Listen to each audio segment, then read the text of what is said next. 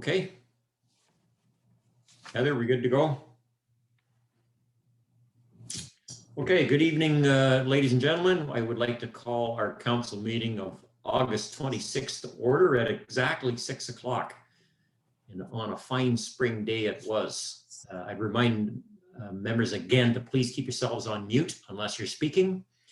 The first that we have tonight on our agenda is a public meeting under Section 34 of the Planning Act. This is a rezoning application for a property in Burnham Line, which is required as a condition of consent. I will turn it over to our planner, Ken Scallion, to discuss with us the details of that application. Thank you, Mayor Taylor. I'll just start with the preamble here. The following is a public meeting for a zoning bylaw amendment held under Section 34 of the Planning Act. The person or public body that would otherwise have an ability to appeal the decision of the Council of the Township of Otonabee-South Monaghan to the Local Planning Appeal Tribunal, but the person or public body does not make oral submission at the public meeting or make written submissions to the Township of Otonabee-South Monaghan before the bylaw is passed, the person or public body is not entitled to appeal the decision.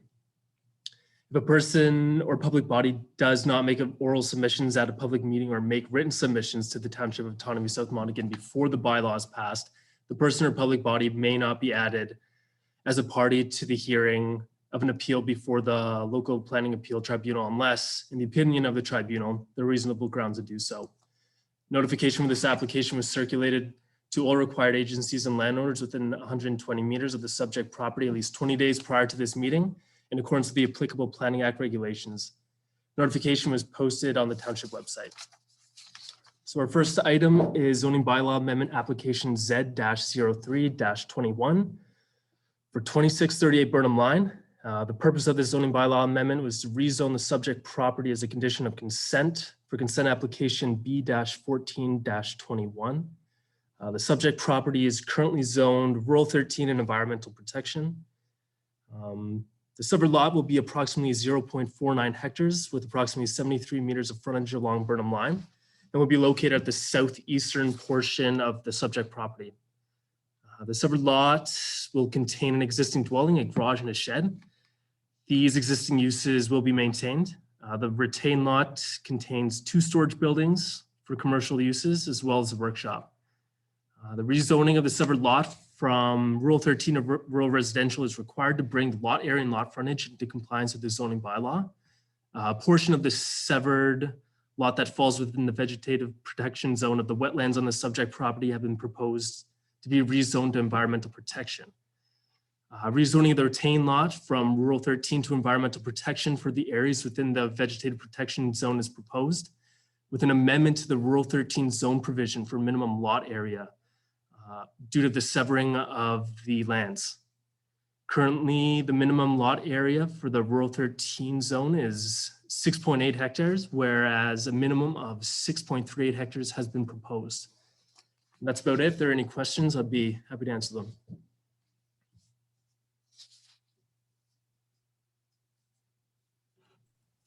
Right, thank you very much, Ken. I will note that Diana Kay is in attendance. I think, Diana, you are the planner representing the applicant. Okay, thank you. Are there any questions from members of council to our planner on this particular application? Seeing nothing, as stated earlier, this is a public meeting. Is there anybody in attendance that would like to speak in support of the application? Seeing no hands, is there anybody who would like to speak in opposition to the application or to seek clarification? Again, seeing nothing. Is council prepared to make a decision at this time? Deputy Mayor Clark, go ahead, Bonnie. Mute. You're on mute, Bonnie. Yes, I would like to propose that we approve bylaw 2021-25 that's replacing 2010-65 and that we rezone both the severed lands and the retained lands as proposed in the recommendation. So I move that. Okay, so the motion would be to receive the report, approve the recommendation, and refer it to the bylaw section. And I see Councillor Powers is seconding that motion. All in favor? That is carried, and that is one of the shortest public meetings on record. Thank you very much. Okay, we'll just give us a moment here to flip screens and get over to the regular council meeting.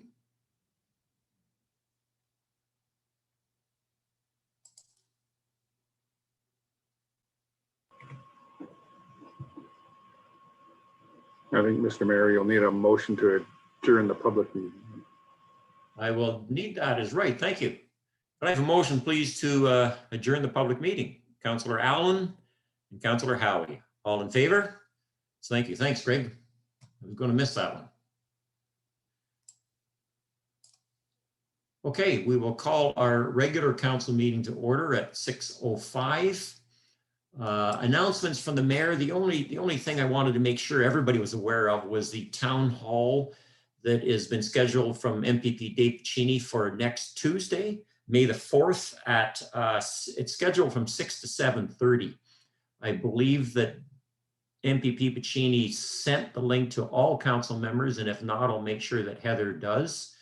I also want to make sure that the public is aware of it. So if we could promote that in any and every way possible, that would be appreciated by both members of council and Pacini's office.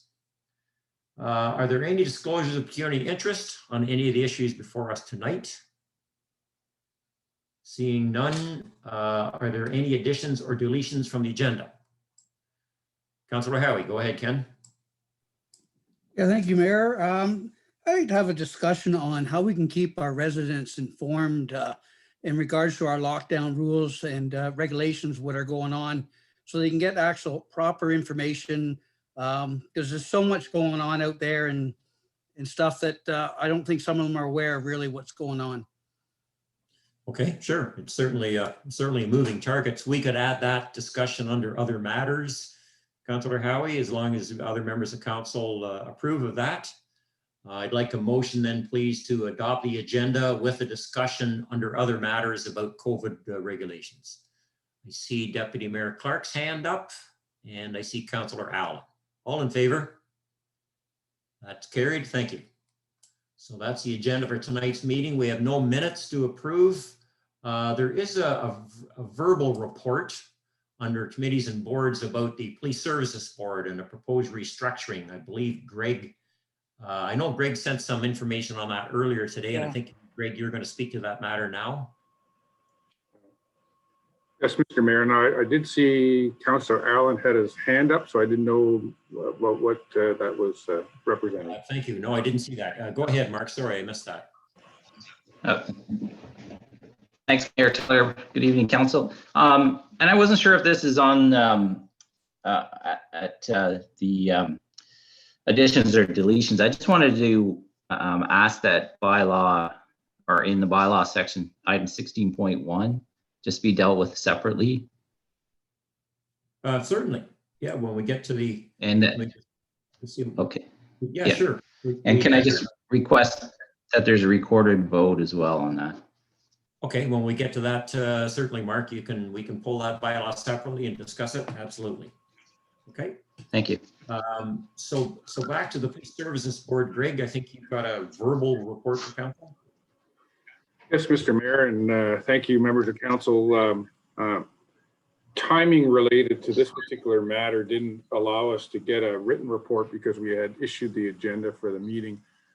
We wanted to report out on some of the activities that are occurring with our local Police Services Board and Police Services Board across the province, and as well the Police Services, all the Police Services Boards here in Peterborough County. So what has occurred is that there are some proposed changes that are being requested by the Solicitor General's office on how Police Services Board should be.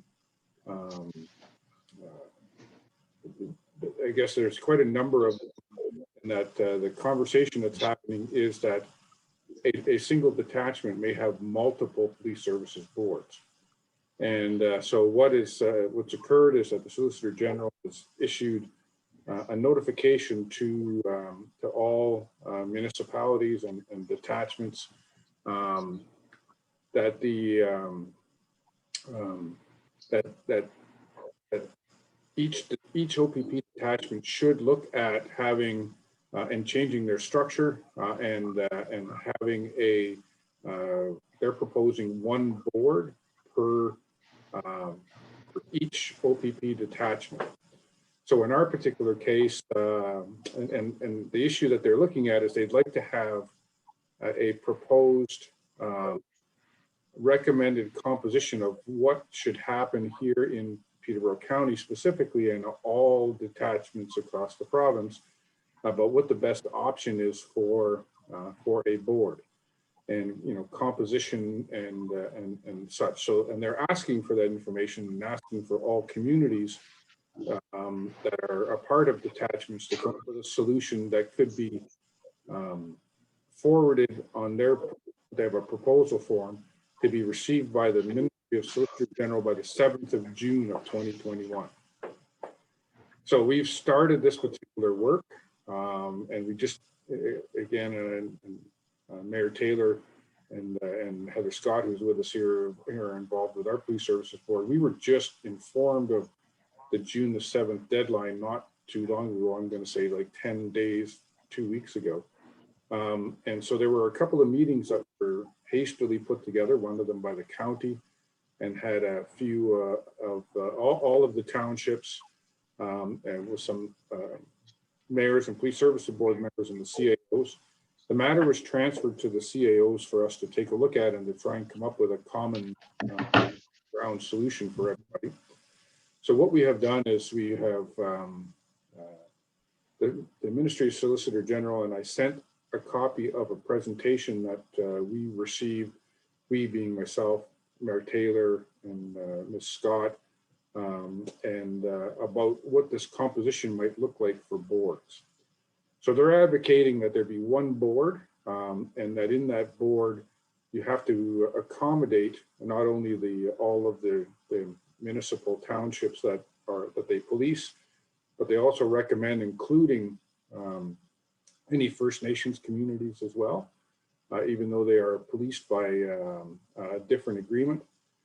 And as well, in this composition, they're asking for a minimum of 20% of community representation beyond the municipal representation, and as well a representation of 20%, a minimum of 20% for provincial appointees.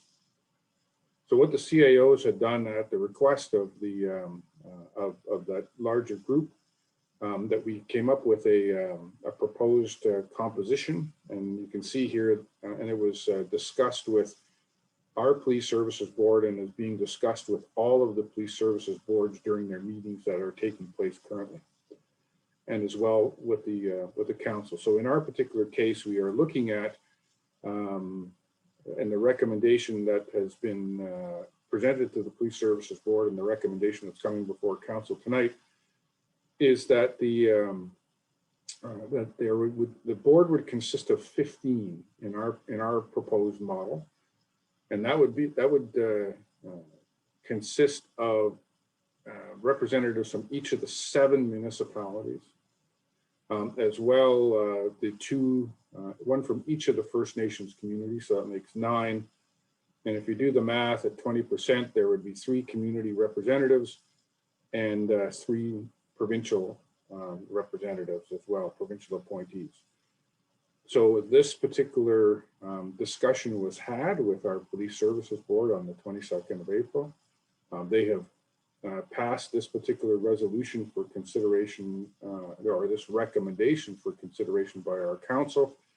And so we are here with 2 recommendations. One of them is for us to approve the recommendations from the Police Services Board for that composition that we've stated.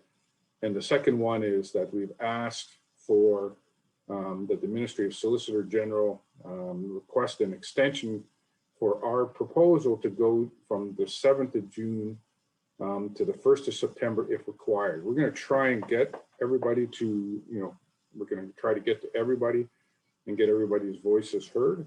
But those were the 2 items that had been proposed to our Police Services Board. They have passed a motion accepting that, and recommending it to the township council. So I think, Mr. Mayor, that's sort of the summary about where we're at. We have not been advised of the intention of Hiawatha First Nation or Curve Lake First Nation. So again, we're in early days on this one, but several police services boards have met. The detachment commander and I guess the assistant detachment commander have been holding their police services board meetings as scheduled, and they've been over the last 10 days or so. And so we are, this particular composition proposal is going before all of those particular boards. And I guess if you have any questions, we could be certainly try to answer them at this particular time, either myself or Mayor Taylor or Ms. Scott. Thank you, Greg. And I'll just add that certainly the proposed restructuring of the police service boards right across the province is not new. The provincial government has been talking about this now for several years, but what is new is all of a sudden this June 7th deadline. That's the part that we are struggling with. It's difficult enough having meetings now, let alone ones that discuss 9 individual communities and having some kind of a consensus. So that's why we have requested the extension. We were on teleconference meeting this morning with MPP Piccini, Greg, Heather, and I, and explained this to Dave. He seemed to understand it, didn't think that the extension would be a big problem, but he was going to talk to the Solicitor General's office about it today. And once all of the townships and 2 First Nations have made up their minds exactly which way they want to approach this, then we'll be able to submit that to the province. So I saw Councillor Powers with his hand up. Nick, you go ahead. Sure. Thank you, Mary Taylor. Just a couple of quick questions. The first one, Greg, you had mentioned that there was a meeting of the CAOs to discuss this. I'm curious, was there representation from the 2 First Nation communities at that discussion table, or is that a separate engagement? No, I stand corrected. There was all of the CAOs plus the 2 administrators from the First Nations communities were in that particular conversation. Okay, excellent. And then my follow-up question is the June 7th date. Is it that date? I think it's tight, very, very tight, obviously, but is there an expectation? I wasn't quite clear. Is there an expectation that not only would we have the structure completed and sort of identified by that date, but that we would also have the identified appointees by that date, or is it simply the structure? Councillor Powers, I think that's it's a great question. So what we have to provide by the 7th of June is just the type and nature. So 1 board with the composition, right? So here are, we would have so many members, and those so many members, they represent, the 9 communities, the 3 members for community representatives, and the 3 positions for provincial appointees. So there's not a requirement at this time to do any of that particular naming for that June 7th meeting. It's just the composition that they have been looking for, and it's our intention to try, even though we're asking for an extension, we're going to try and get the information to as far as a proposal to the Solicitor General by the deadline of the 7th. But we just wanted to make sure we had a bit of breathing room. Okay, thank you. Yeah, Nick, that was a good question. If the proposal to come out of this region is for 1 board with, in Greg's example, 15 members, the actual naming of those members doesn't need to happen for a while yet, and that will be council's decision. We will have a discussion and decide who would be the police service board member for Otonabee-South Monica. But that decision doesn't need to be made yet, and won't be made for a while. I saw a deputy clerk's hand up. Go ahead, Bonnie. Yes, through the mayor. So just clarification, the board consisted of how many members prior to this proposal? What is on the existing board? How many?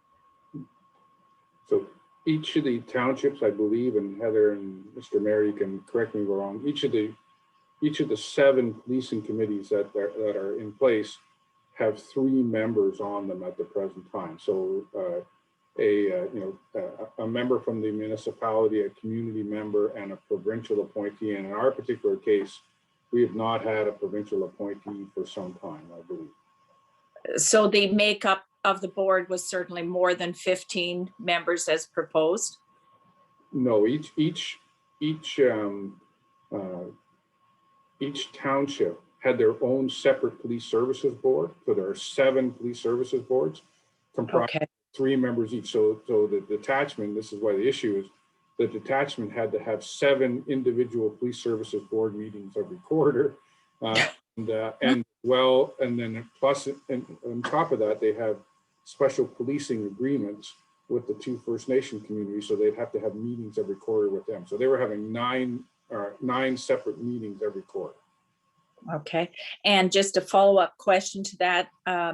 If a municipality opted to go with the city policing, then they would not be on this board. Is that correct?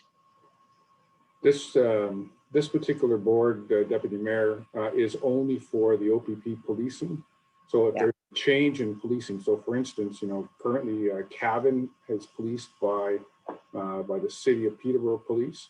If they had chosen, or if any of the 8 municipalities have chosen to have a service delivery other than the OPP, then they would have to be governed by a police services board with that new service. Okay, that's my assumption. Thank you. Go ahead, Nick, follow-up question. Yeah, just a follow-up question. You got me thinking, Mayor Taylor, when you talked about the appointees and how that will take place.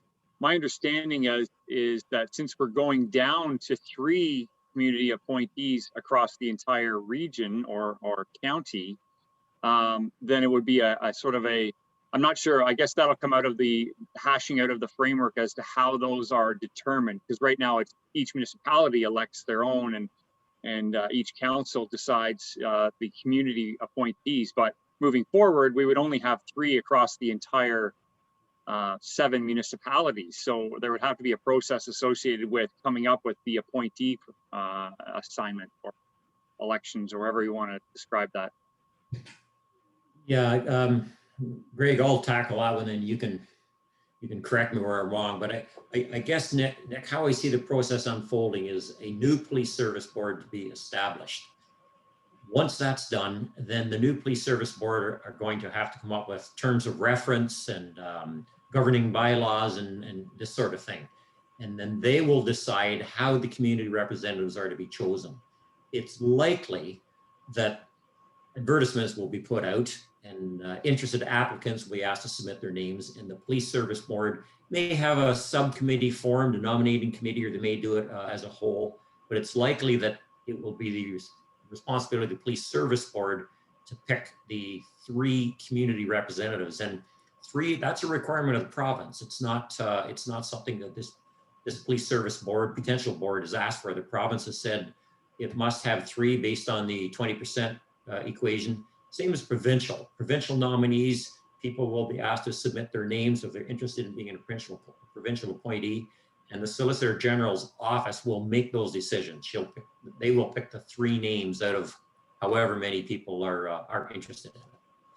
But that's how I think it will work. But those decisions have not yet been made because the new board has not even been formed to have those discussions yet.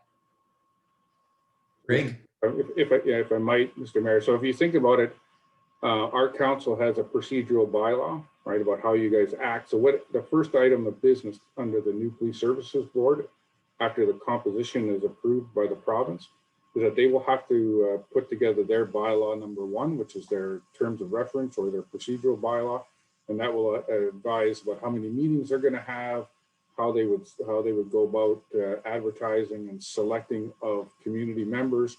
Remuneration is going to be on that. Their budget's going to be a part of that. So right now we're just dealing with composition, and certainly down the road that the board will then, once it convenes with the 7 or 9 members, would then choose a procedural bylaw And that would be approved by the province, and then they would go forward and do put in place the process, as the mayor had mentioned, about the selection of the community representatives and welcoming of the provincial appointee.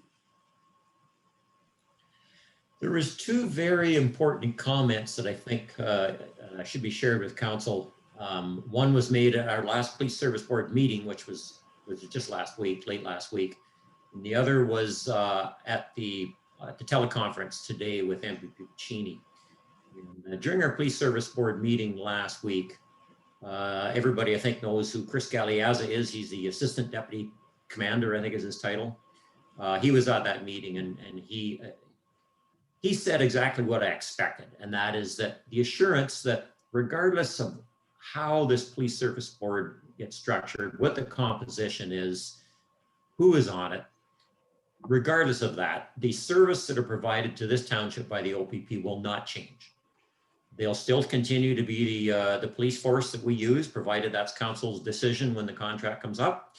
And we can continue to pick up the phone and call them if we have a concern or a question or need their assistance for anything. So the relationship that we have and the service they provide will not change.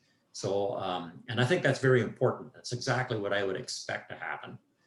The second point is that while some people are really struggling with the idea of having one board represent the region instead of 7 or 9 individual boards, during the initial stages of this COVID pandemic last year, and for, I don't know, 3 or 4 months, maybe more than that, we had weekly teleconferences with the OPP, and all of the participating townships and the First Nations were part of that. And cooperatively, we dealt with policing issues right across the county. Now, they were mostly COVID related, but nevertheless, it was a precursor of exactly what's trying to be accomplished here, and it can be accomplished. It worked well. And so that's what I envision. Greg pointed that out today, and I thought it was a very good point. That's how I would envision this working on a regional basis, only rather than just COVID related policing, it's going to be the entire police services. So that was just 2 comments that I thought was important to share with council, because I think they are important. Are there any other questions to Greg at this time? Greg, what we are looking for from council is a motion that council of the Township of Otonabee-South Monaghan endorse the proposal of having one police service board represent the region, and that an extension be granted for the structure of that board until for it to be submitted by the 1st of September as opposed to June 7th. Is that correct? That is correct, Mr. Mayor. And then just one, I guess, little nuance is one board consisting of 15 members as was identified to you as far as with that, the 7 plus the 2 plus the 3 plus the 3 would be the composition of the board, totaling 50. So that's the recommendation that came from our police service board meeting to council. That would be what we're hoping council will endorse. I see Councillor Powers' hand up. Nick, are you willing to make that motion? I am, yes. Thank you. And Councillor Howe, you seconded it? Thank you very much. All in favor? That's carried. Thank you. Thank you very much, council. Thank you, Greg. Okay, moving down now over to my other laptop. Staff report. There's no delegations. There's no staff reports from Public Works, although we see Harold Nelson on the meeting, but we will be just discussing some speed reduction bylaws later in the meeting. But we do have a staff report, another verbal discussion on property standards and other things. So again, Greg, I'll turn it back over to you.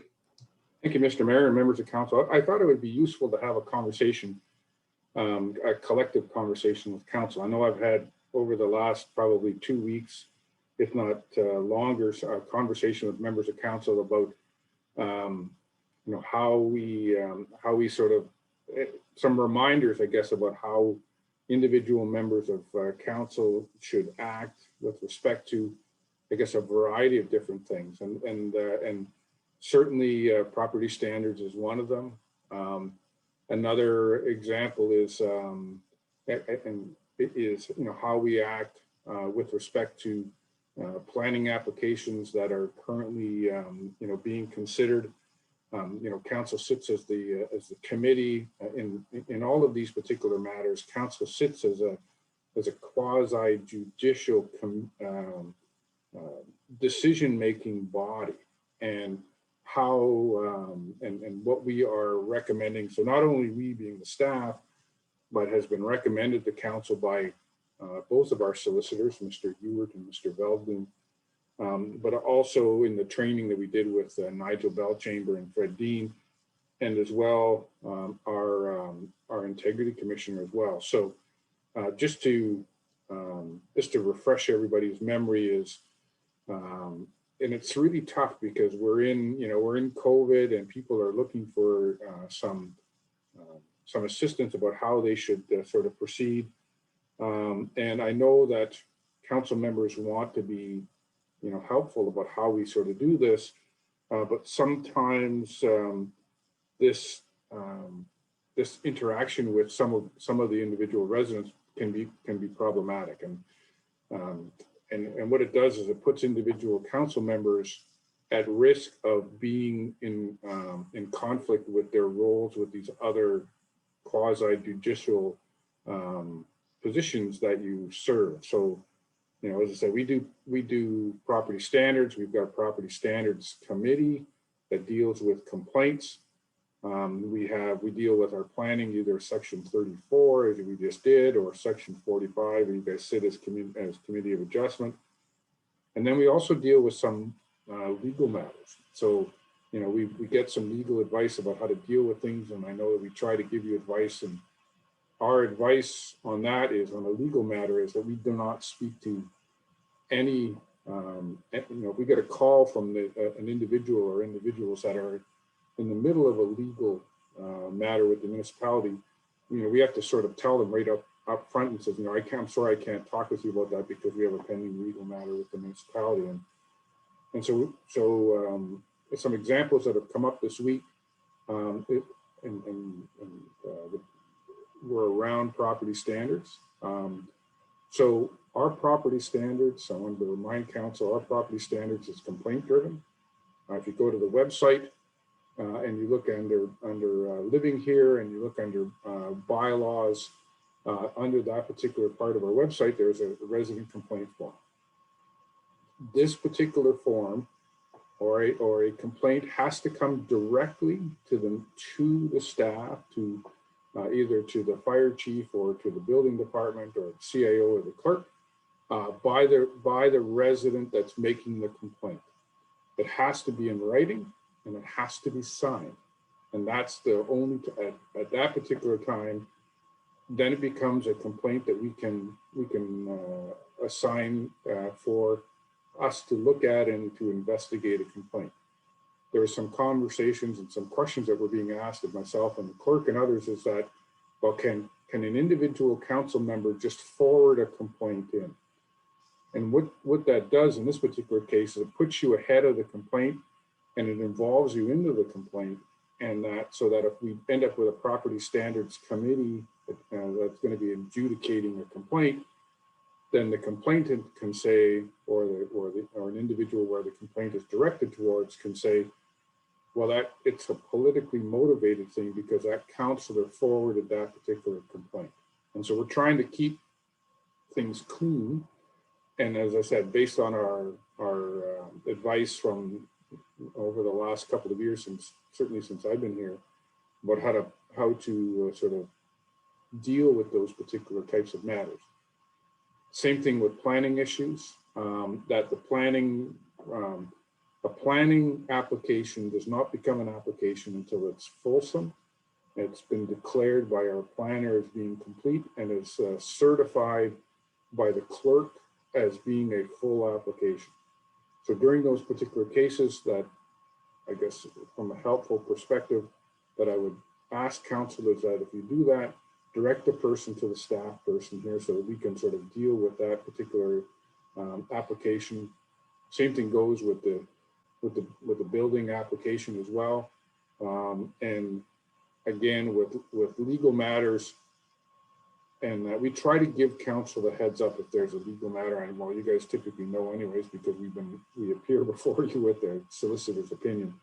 And then so if the clerk advises or the CAO or whoever advises that we've got this legal matter happening, that if you do get contacted, we really ask you to advise that individual who's making the contact that you're not able to speak with them because it's a legal matter. So there's been a few of these things coming up lately, and I thought it would be useful to have I guess a bit of a reminder and a brief conversation and discussion collectively with the members of council about these particular matters. And I'd certainly answer any questions, Mr. Mayor, that individual members of council might have. Okay, thank you, Greg.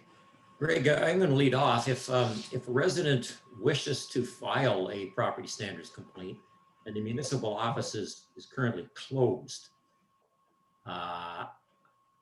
how can they get a copy of the form? How can they return the signed copy? That's an excellent question, Mr. Mayor. We can, if they contact a member of the staff, either the fire chief or a member of our staff, they can even call into us if they don't have the mechanism to print a form. We can print it off for them, and we can have it here and have it for them to pick up, or we can mail it to their particular addresses if they so desire. That's how they can receive it. They can go online and access the form and print it off in their own homes, so that they can fill out that particular form. They can send it in. So if they want to, let's say they want to drop it off at the municipality, it's the same way as paying taxes. We have a collection box and a slot here. They can put it in the slot and sign it, and it'll get to the individual. We have people here every day, and we can address that particular matter. If they wish to, send it by email, they can scan it and send it directly to. They can even send it to our info@ email here, or they can send it to the clerk, send it to myself, to the fire chief, send it to the building department, and we'll get it to the right individual. So in property standards, that particular investigation works is cooperatively being held through the fire department and the building department. So we would make sure that written complaint signed by the complainant would go directly to them, and then they would open up an investigation into that complaint. Okay, thank you. Are there any other questions from members of council? Deputy Clerk, go ahead, Bonnie. Yes, through the mayor to Greg. If the community, individuals are not aware of the form to fill in, and a council member gets an email stating, and the council then does not respond to the email other than to say, I am forwarding this to the CAO,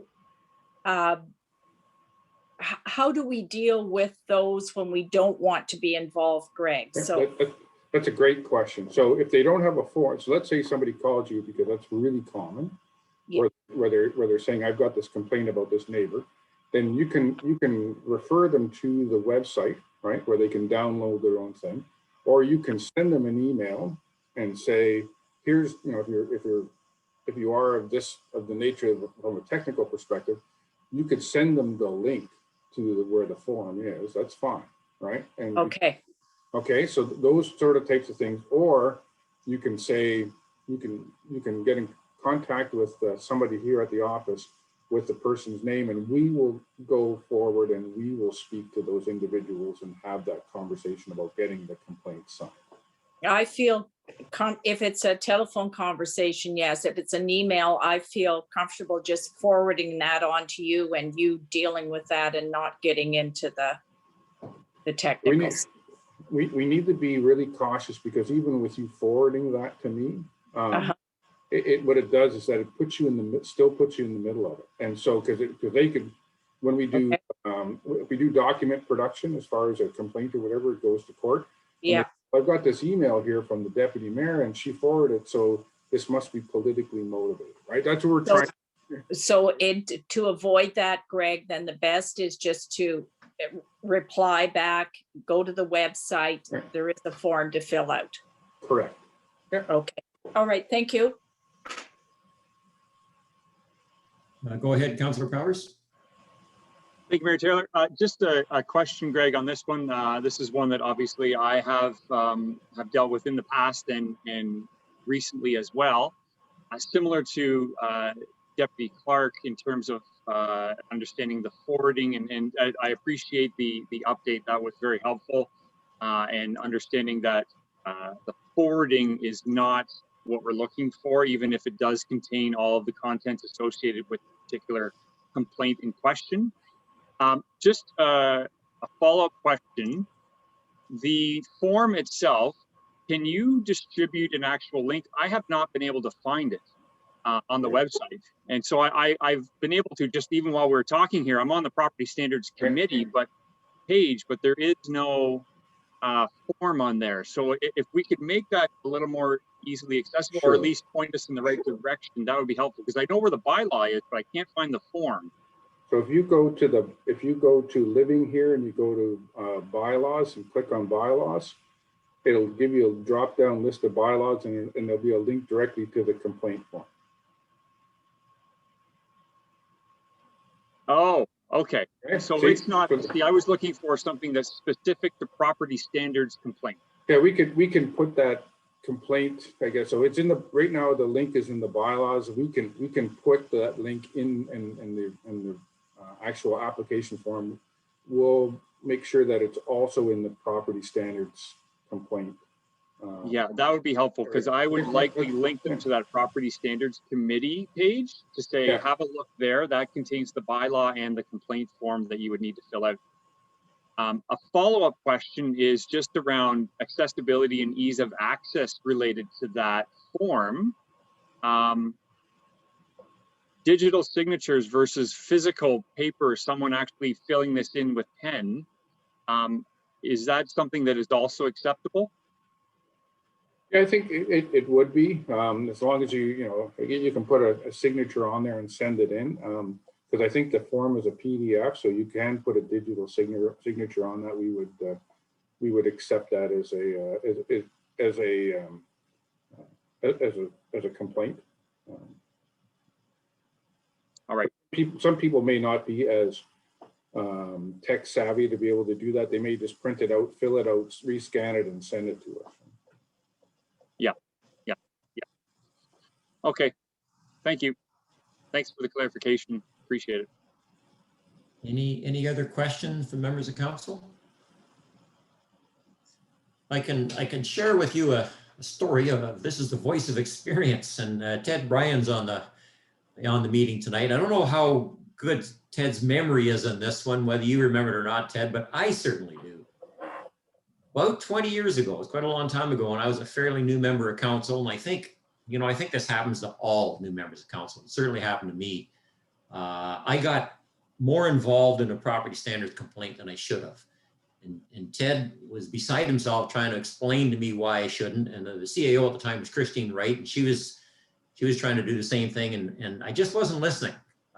I was too hard-headed, and I just wasn't listening. And it wasn't until the process unfolded and I started seeing exactly how it works, all of a sudden a little light bulb went off that, now I get it. Now I know why I shouldn't be putting myself in the middle of this, because it was clearly for lack of a better term, a conflict of interest.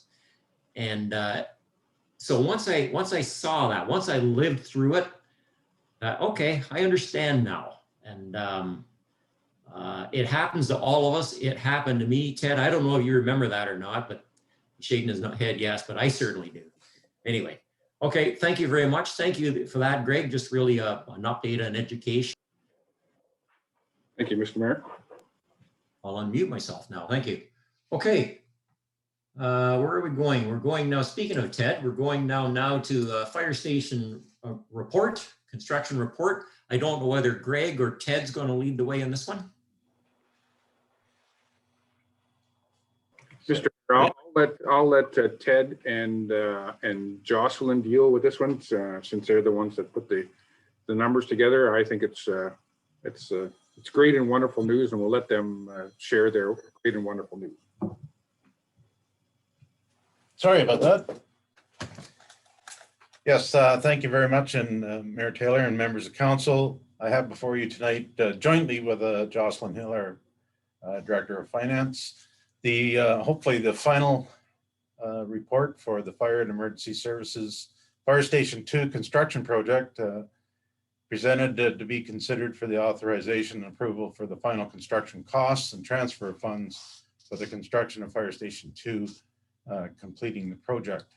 So if you've had this report before you and an opportunity hopefully to go through it, it outlines all the details and the steps throughout the process from when we started to entering into and occupying the new Fire Station 2 on Bensford Road.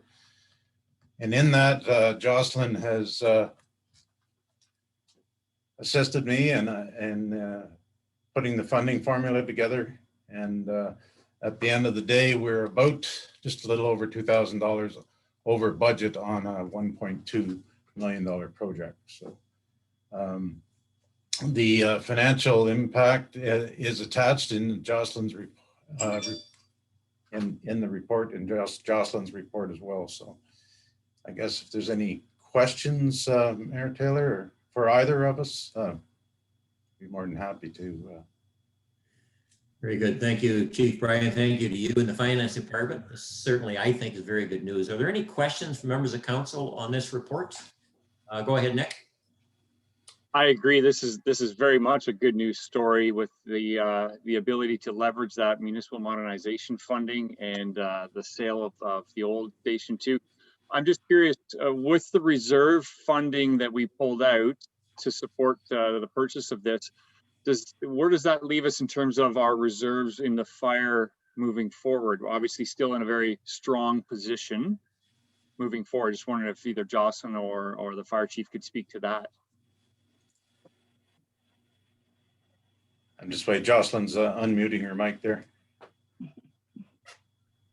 Yeah, I can speak to that. Sorry, just give me 1 second.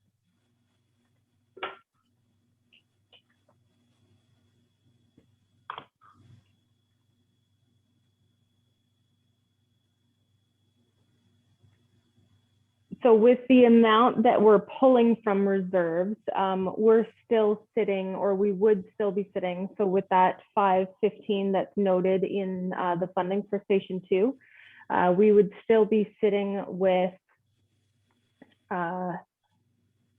just over 800,000 in the fire reserves. And Jocelyn, that would not be including the funding allocation for reserves for 2021 yet, would it? No, that's as of 2020. And what was the 2021 reserve allocation? It's, sorry, do you have it there, Jocelyn? No, I don't, Ted, do you? It's around 150,000 to 200,000 annually. So Yeah, right. Very good. Okay, thank you. Does that answer your question, Nick? It does, yes. Thank you very much. If I can, just a quick follow-up on that one. Sure, go ahead. Is the municipal modernization funding, I'm just curious how we came to that $250,000. I mean, very helpful. Could we have added more? Could we have added less? I'm just curious how you came to that particular figure. Greg, do you want to take that one? Sure. We had a conversation about what projects we had and how things were being funded. And so it was a determination between myself and the treasurer and the fire chief that an appropriate amount was $250,000. Thank you. Okay, I see Heather's got the actual number up there for provision of the reserves. It was 254,000, I think. Heather, was it? 2021? Okay. Deputy Clerk, and Bonnie, you're a chair of Fire Committee. You have your hand up. First of all, I think it's just great that we're using the modernization fund. not having to debenture this at all. So that is a plus to our residents. And just for the whole team to bring in a new fire station at 1.1 million, I think is a pretty significant accomplishment as well. So kudos to everyone involved in this. And I just wanted to say as well, we'll be over $1 million in reserves then with that 250. So we're in great shape. I talked to the fire chief previously this week, and Ted, maybe I'm speaking out of line, but you're feeling quite comfortable with that reserve remaining at that amount at the end of 2021. Yes, very much so. All right. Thank you for everyone involved. This is great news. Are there any other questions from members of the council? If not, Bonnie, as chair of fire, are you willing to make the motion that we receive the report and approve the recommended financing options for this fire station project? Yes, absolutely. Very good. Thank So you. moved. Bonnie. Deputy Clerk has made the motion, and I see Councillor Allen has seconded it. All in favor? Carried. Thank you. Yes, I agree with all those comments. Great news for sure. Okay, we're keeping in the theme is finance. Moving down now to a report on how we're going to spend some of the other money left over from that modernization fund. I think, Jocelyn, are you leading this report?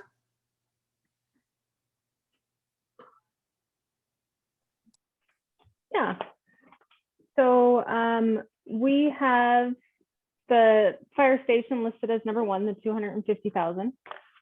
And then in our conversation of where we wanted to spend this money, where we could get the best use for it, we thought that there was a number of items that were budgeted in the 2020 budget to come from reserves. Instead of coming from reserves, this is a great way for us to use this money to get things done, like the asset management plan. It's all of those things that were budgeted in the general government. So asset management, the records management phase 2, live streaming, data projector and screen workstations, some standing desk options, servicing options for Stewart Hall and Keene, and then website updates, as well as a new mesh system and the Advantage data collection for the signs, which ends up giving us still left with like $39,571 left unallocated for anything that might pop up throughout the year.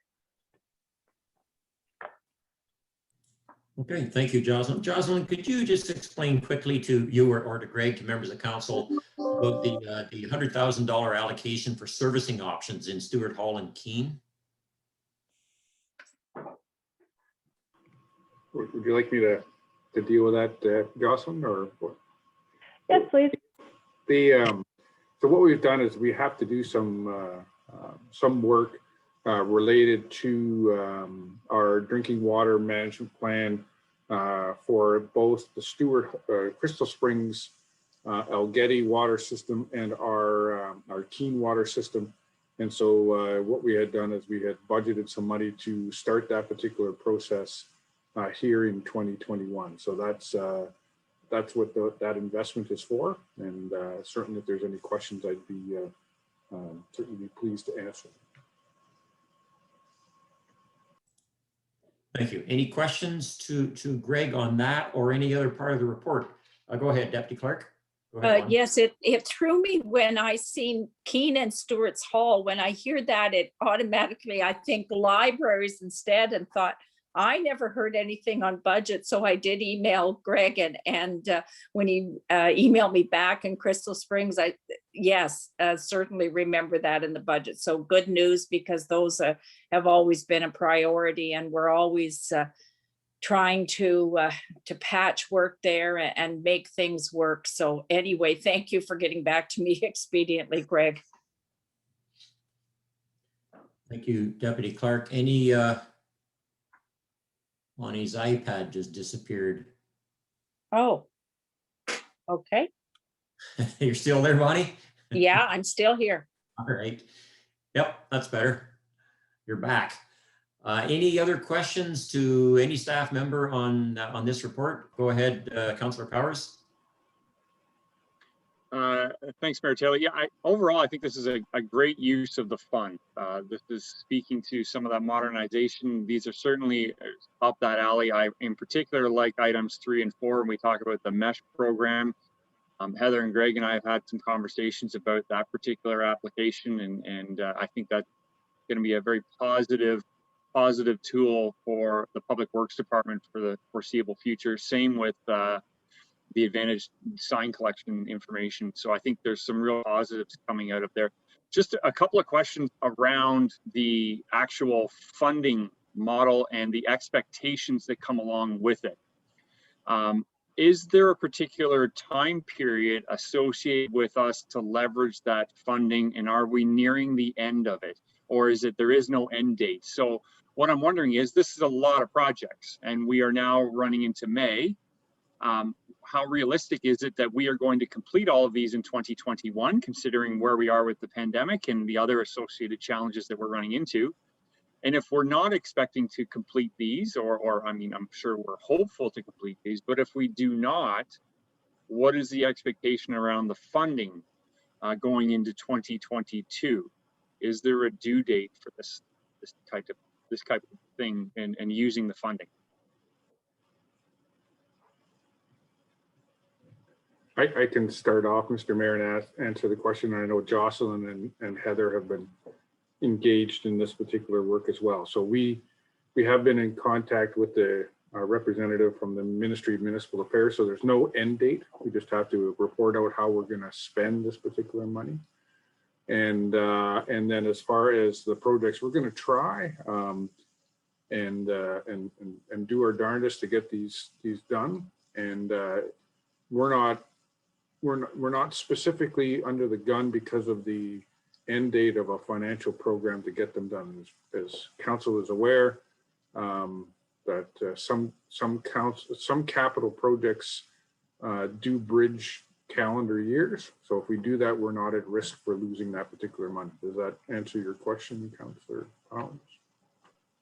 It does. Yeah, I just wanted to get some clarity around was there a risk of us losing this funding if we didn't use it by the end of this year, for example? So it sounds like that's not the case. So that's good news.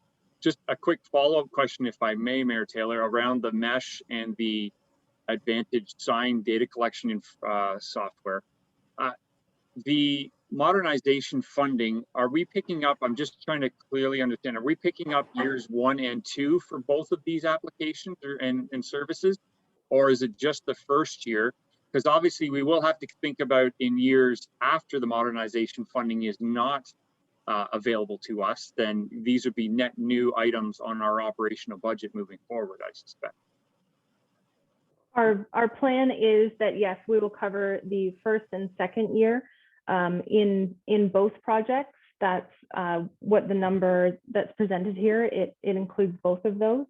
And then anything after that will have to be budgeted for in each year. Okay, thank you. Okay, and Council, I can confirm, because I asked a question to Greg and Jocelyn earlier, I think it was earlier today or Friday. All of the recommended expenses here are approved allocations under the criteria for the modernization fund. They all fit the program.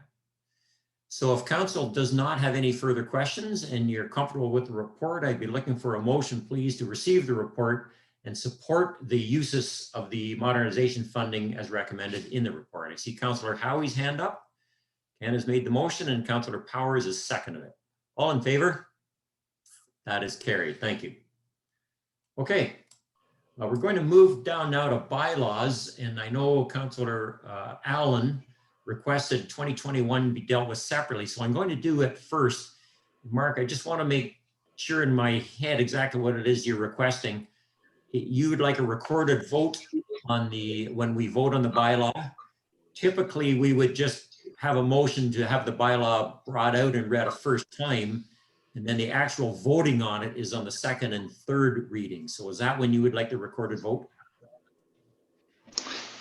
Yes, thanks, Mayor Taylor. Okay. All right. So could I get a motion, please, 2021-21 be read a first time? I see Deputy Clerk and Councillor Allen. All in favor? Carried. And again, in keeping with the usual format, I'd ask the clerk to review that bylaw, please. Bylaw 2021-21 is your administration. You're to authorize telephone and internet voting for the 2022 election. And Heather, this is a bylaw that we had before us at the last meeting that we asked you to take back and just do some edits on it. And this is the requested edits that we have before us tonight, correct? Correct. Okay. Are there any questions to the clerk or any discussion on this bylaw? Okay, seeing none, Councillor Allen, Councillor Mark, did you have a question on it, or did you want to, I know you'd like a recorded vote. Thanks, Mayor Taylor. I did, we can just go ahead and have the recorded vote. Thanks. Okay, Councillor Allen has a recorded vote. Could I get a motion, please, that bylaw 2021-21 be read a second and third time, signed, sealed, and the corporate seal attached? We recorded vote. So so I guess, Heather, we need a mover and a seconder. Yes, please. Then we need a recording. Okay, so Councillor Powers has moved it, Councillor Howie has seconded it. Now we need a recorded vote to go around the council table. Councillor Allen, No. Deputy Mayor Clark, Yes. Councillor Howie, Yes. Councillor Powers, Yes. Mayor Taylor. Yes. The motion's carried. Thank you. Okay, moving down to the rest of the bylaws, could I get a motion, please, that bylaw 2021-24? Heather, there was one that you said in the chat line that was had the incorrect number. Which one was it?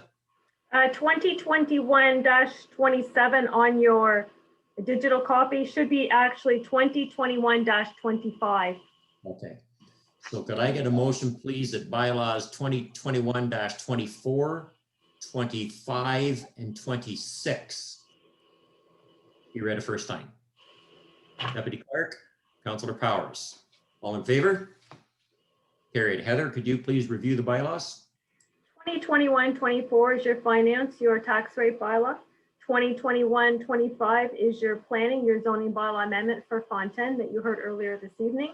And 2021-26 is the Public Works traffic speed reduction for Dillon Road, Campbelltown Road, and Baseline.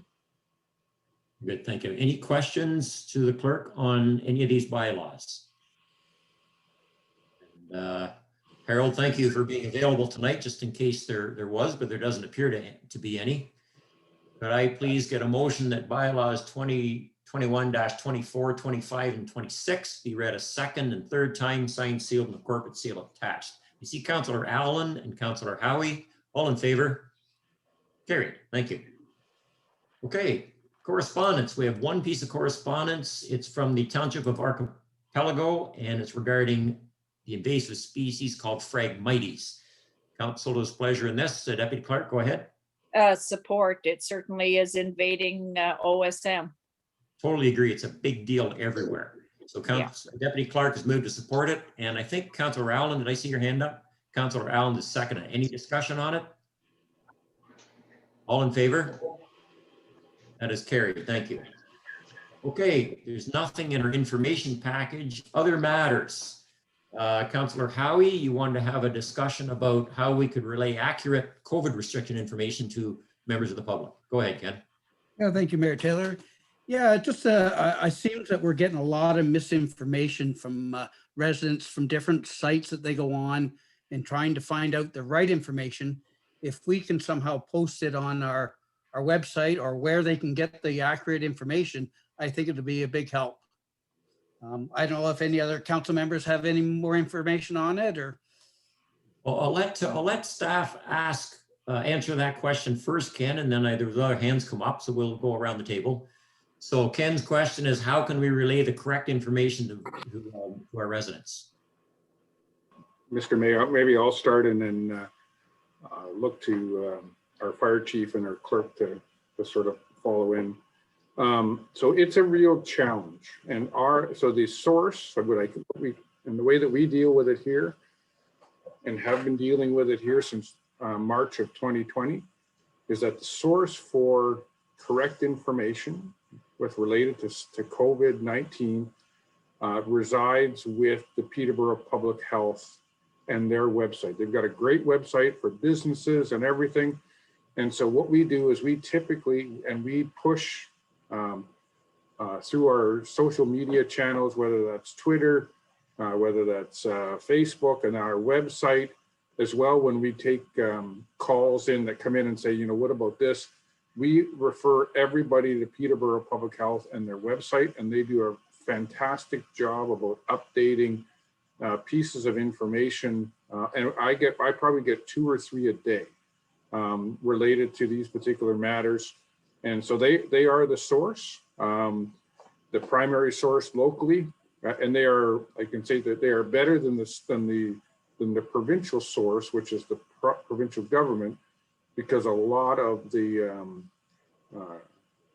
new Ontario regulations that come forward are not necessarily clear, and they are very, very difficult to interpret. And so what we do is we have regular conversations amongst all of the CAOs and collectively with a representative from Peterborough Public Health, and we try to push out as much of that information as possible so that we can give a consistent answer. It doesn't really matter which township office or the county where a request might come in for specific information related to COVID-19. Because I think that's what we try to do. And Heather and Ted, I don't know whether you have any other information on that. Yes, CAO Greg, Mayor Taylor, this is the Peterborough Public Health note through Janet Dawson for today. We get one pretty near every day from her, and update on what's going on. It's very important that we keep with one agency to keep consistency, because there certainly would be confusion if you just went back and forth between the province and the health unit and the municipality, all making our own interpretations of what comes down the pipe. So Peterborough Public Health is the one in the local area that deals with us. We can rely on the information, and we make them first and foremost as CEO is put forth there. So to Ken's point, if I or any resident went on to Otonabee-South website looking for some COVID information, is it easy to find a link that would send me through to PPH and access the information through their site? Do we have that on our website? We have some of that, and we try to do that. We have, because it changes so rapidly, that the site, we push people through to the site, so there'll be a link to the Peterborough Public Health site. And we try to do that not only on our web, but through Facebook and as well for Twitter. And so we have, I guess over the last couple of weeks here, we've fallen behind here a little bit, just because there's been so many changes happening so quickly. So one of the things we will be doing is starting to reinstitute the weekly municipal news letter that we were putting out, that Marty Parr does, and we'll be reissuing that out, and that typically has the links that gets people, and it's a pop-up, so when you get into our website, you'll see it automatically and saying, there's a bunch of new updates, and go to the Peterborough Public Health website. So that's how we typically been doing it. The last 10 days or so has been really, really challenging, just because there's been so much change, and but we're trying our best, and we but again, Peterborough Public Health does a fabulous job, and we're trying to make sure we support them as well. Very good, thank you. I think Deputy Clerk, did I see your hand up, Bonnie?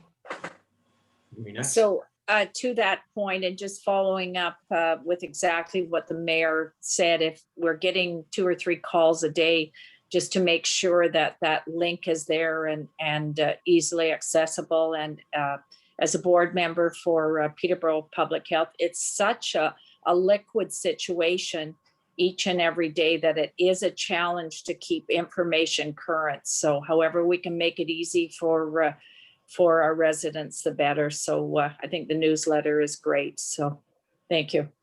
Thank you. Yeah, Brittany Cadence is a communications officer for Peterborough Public Health, and she does a fantastic job. They're It's also, really good.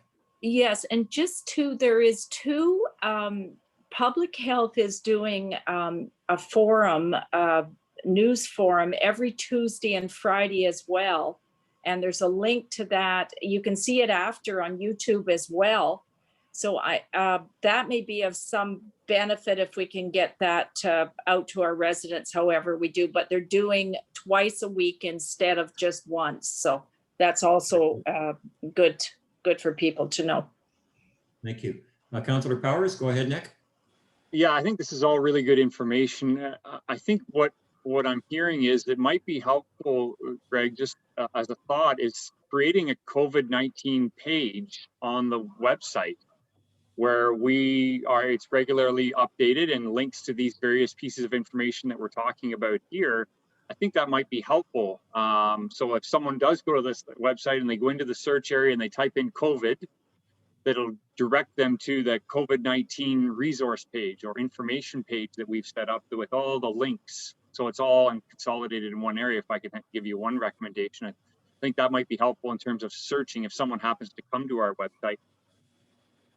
Just another item, and I know this came up from a resident that contacted me about information, was, well, I don't have internet and I don't have a computer. So where do I get information on what I should or should not be doing if I don't have access to your webpage or your social media? My best suggestion is likely that you're going to need to call public health to get the most up-to-date information. I think that's probably the best way. Newspaper articles and updates, whether we do that or public health does that, those in a lot of ways can sometimes be outdated by the time they're in print. And so it's probably best, I would think, and I'm listening, offering up if anyone's got any suggestions around the table here, that if we do get calls from residents where I don't have internet and I can't access your website, I don't have a computer, where do I get information? Is it fair to say that getting them to call public health is probably the best way for them to address that if they're looking for information from our township on what they should be doing? I'm gonna Councillor Powers, I'm gonna say yes and no.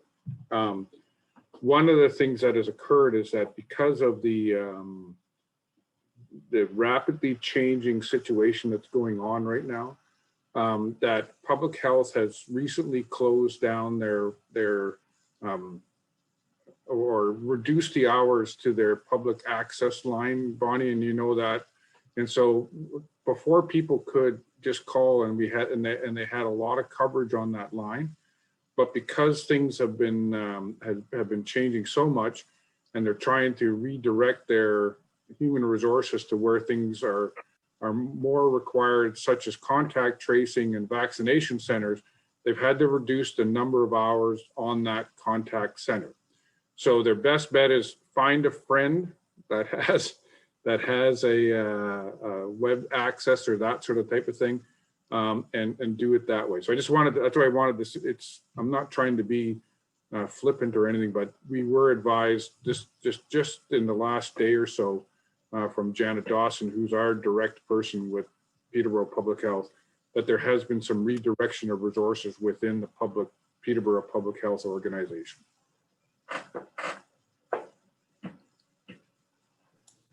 Go ahead, Bonnie.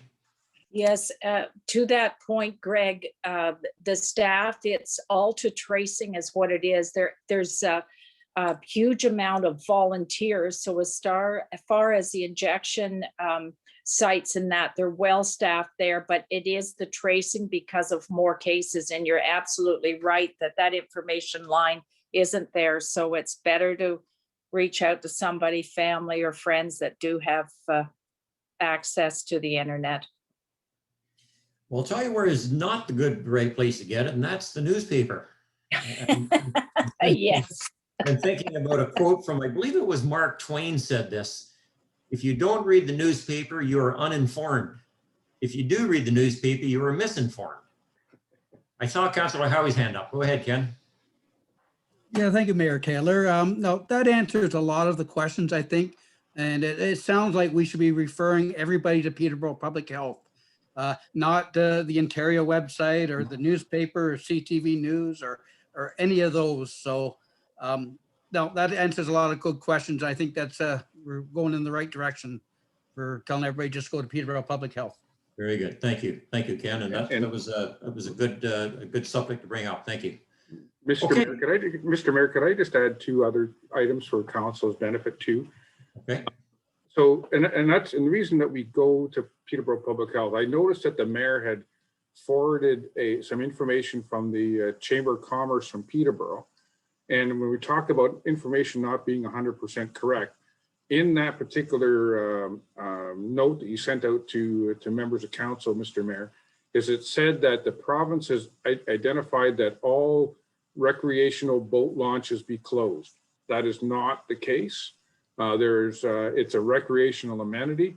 And so when we had the conversation amongst the CAOs with Peterborough Public Health, we said that, you know, if there are restrictions on marinas, and I know Councillor Howie, you and I had this conversation about the restrictions there, but there are no restrictions on the boat launch side of things, and we just need to sign them for physical distancing and those particular matters, very similar to our parks. And so, you know, our advice to the Peterborough Public Health was that if they wanted us to close them, then they should order us to close them because the provincial guidelines are silent on that. The second piece is that there's been on the building front, we'll give you that the Peterborough Home Builders Association also circulated some information about how different work sites should be dealt with as far as building inspections and those things. And we've been given specific instructions from Peterborough Public Health that when we go out to these building sites, that not only do we have, our folks have to have medical masks, so medical grade masks as far as PPE, and eye covering before they go out to do those particular inspections. So that's what I'm saying. We get specific direct advice from Peterborough Public Health about how we should act and how our workplaces should deal with. So there's two examples about how definitive we're trying to be here at the township, so that when we get questions and people ask us for it, where to get this advice, that's why we direct them to Peterborough Public Health. Okay, good. Thank you. Okay, members of council, if we have nothing else on our agenda, and if we can wrap that discussion up, I think the only thing that's left is a motion to adjourn. I see Councillor Allen and Councillor Howie. All in favor?